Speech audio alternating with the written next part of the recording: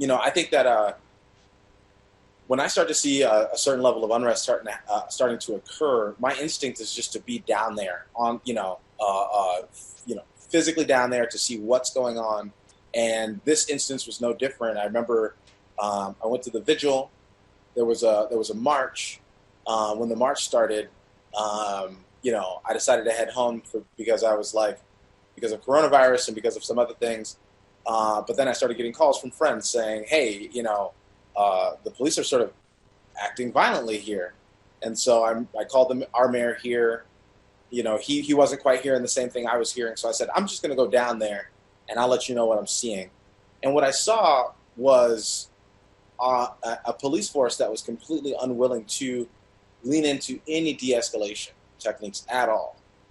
Much has kind of been made about the rebellions here, about fires and about, looting, and, people love to throw those terms around. But the first night of this unrest, like, nobody was stealing anything, right? Nobody had broken into any stores. Nothing had been set on fire.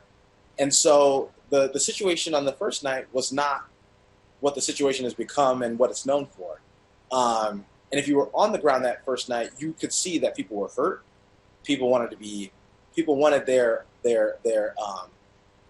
that hurt to be acknowledged and respected. And instead, what they got was sort of a constant rain of rubber bullets, marker rounds, flashbang grenades, tear gas, and mace. That's what they got all night. And even before, you had protesters doing stuff like throwing water bottles, which they always love to use as an excuse to, like, really bring down this really unnecessary hammer. Even before you had protesters throwing water bottles, there were videos on Twitter of people just walking during the march and being sprayed with mace by some of the police officers who were sort of like, hanging out on the side. And so at every turn we saw escalations, and what it showed me was that when you have, it showed me just how much the members of our department really resented our constituents, our residents. And I think that we hadn't quite taken that seriously. I think that we had sort of relegated a lot of things into the realm of annoyance. We were annoyed by the fact that 94% of our officers don't live in the city, but we didn't understand, like, really what it meant, and that it could potentially mean that officers really resented our constituency. I think we're annoyed by the fact that Bob Kroll, who's the Federation Police Union president, sort of annoyed by his, like, kind of blowhard attitude, or that he introduced Trump at a Trump rally here locally. But I don't think we took as a body.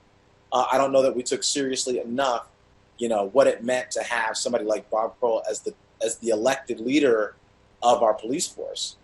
And I think that what those moments revealed was just how much resentment our police force has for our residents, and it's completely untenable, right?